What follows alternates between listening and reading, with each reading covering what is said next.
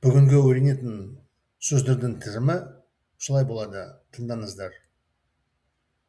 Айналым, бастама, басылым, орта есеппен, үкім, асу, жүгіну, азаптау, азап, үкім. Сөздердің тізімін орыс тілінің нұсқауында тыңдаңыздар. Обращение, денежная инициатива, издание, в среднем, распоряжение, перевал, обращение к кому-либо, пытать, мучить, пытка, приговор. Бұл сөздердің тізімін қолданып, шығармамды жазамын. Тыңдаңыздар.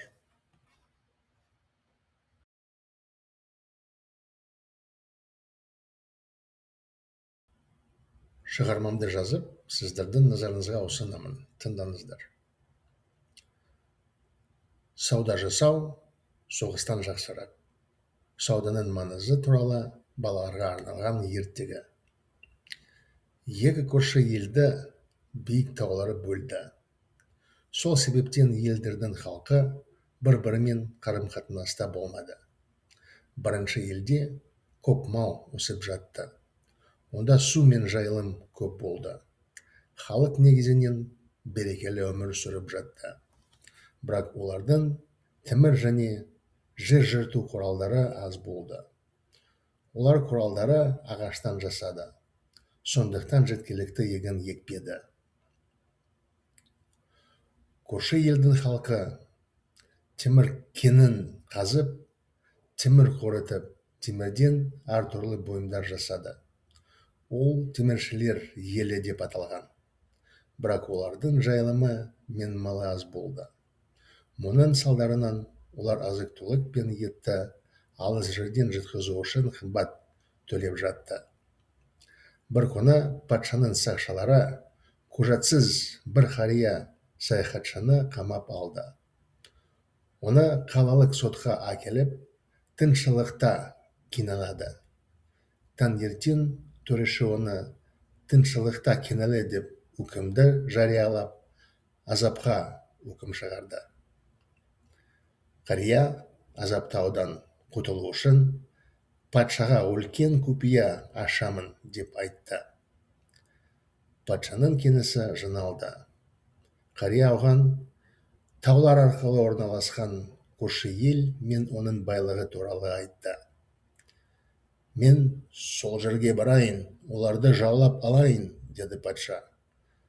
Сіз осылай істей аласыз, ұлы патшам, бірақ көрші халық та соғыс өнерін біледі. Соғыста әскерлерін бекер өледі. Таулар арқылы асу бар. Онда жол салып, сауда жасау соғыстан гөрі жақсырақ болар еді.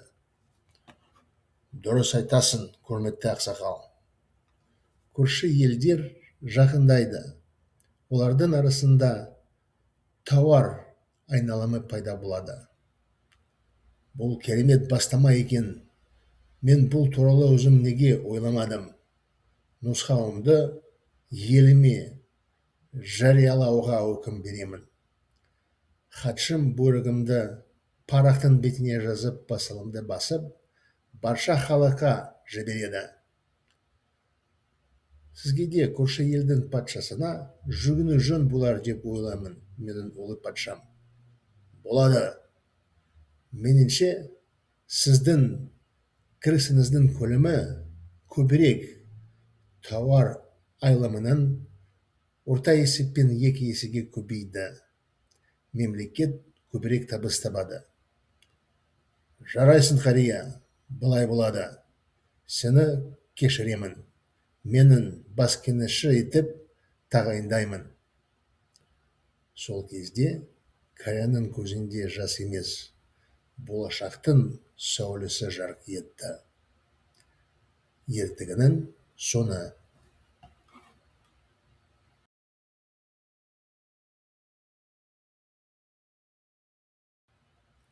Келесі жаттығуда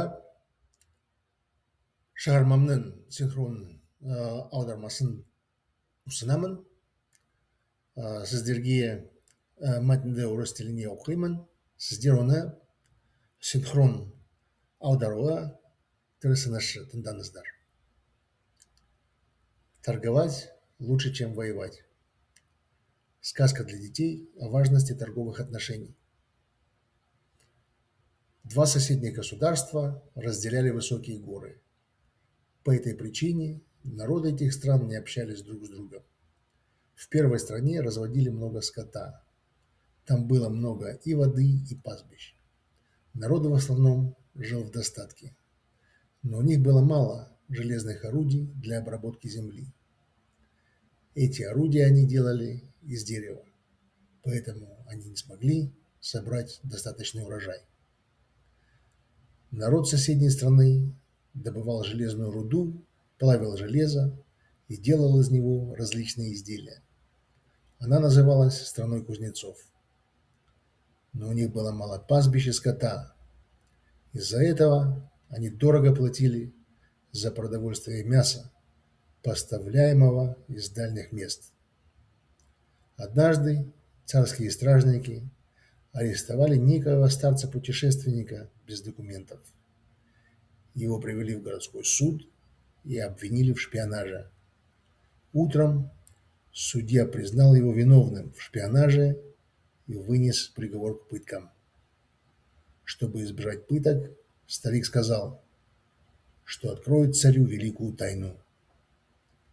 Собрался царский совет. Старик рассказал ему о соседней стране, расположенной за горами, и о ее богатстве. «Я пойду в эту землю и завоюю ее», — сказал царь. «Вы можете так поступить, Ваше Величество, но и соседний народ знает искусство войны. На войне ваши воины погибнут напрасно. Через горы есть перевал. Чем воевать, было бы лучше проложить там дорогу и наладить торговлю». «Правильно ты говоришь, уважаемый Аксакал. Соседние страны сблизились бы, между ними возник бы товарооборот. Это прекрасная инициатива. Почему я сам об этом не подумал? Я прикажу огласить мои указания по всей стране. Мой секретарь запишет мой указ, издаст его и разошлет всем. Я также думаю, что вам стоит послать обращение правителю соседней страны, мой повелитель. Будет сделано. По-моему, объем ваших доходов с возросшего товарооборота в среднем удвоится. Государство получит большие выгоды. Молодец, старец, так и будет. Я прощаю тебя. Я назначаю тебя моим главным советником. В тот момент в глазах старца не слеза сверкнула, а сияние самого будущего. Конец сказки.